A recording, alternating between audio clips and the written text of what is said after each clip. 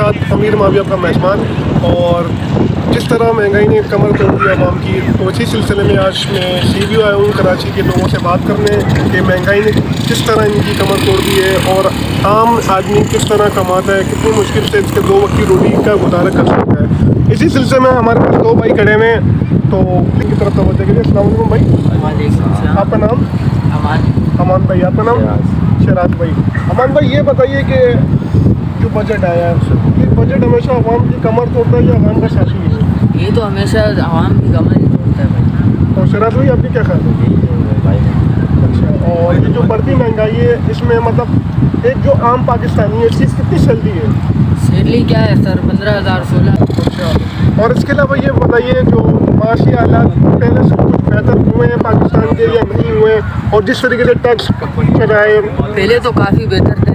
अच्छा, पहले ऐसे हालात नहीं थे, अभी ऐसे हो गए। हमारा रेट वो भी 50 रुपये। अच्छा, ये है कि 800 था फिर भी हमारा 50 रुपये, अब 1600 पे मन गया हुआ है, फिर भी हम वही 50। ये हुकूमत नवाज शरीफ की जो थी उसमें नॉर्मल था, उसमें इतनी नहीं थी, ना इधर सस्ती थी इतनी, तो ना ये माल महंगा था। अब महंगाई देखो, खुद देखो कहाँ तक महंगाई। अक्सर हम रात 11 के बाद आते हैं, अगर दिन में नीचे लगाते हैं तो ये KMC वाले सामान उठा लेते हैं। अच्छा, और रात को आते हैं फिर भी कभी 800 1000 800 मिल जाते हैं। अच्छा, इमरान खान को उसकी वजह क्या है? उनके दौर में भी बहुत महंगाई थी। सर उसने इतनी महंगाई तो नहीं की, अगर उसने महंगाई की है तो आते हुए सही भी की थी। उसने पेट्रोल देखा था आते हुए 70-75 रुपये कर दिया था आते हुए उसने, हमारे लिए वो सही है। ये हमारा काम रोजगार है भाई CO में। आवाम तो आ रहा नहीं है क्योंकि CO के ऐसा हालात हुआ पड़ा है, ना लेटेंगे ना बैठने का कोई जगह बनाया हुआ है।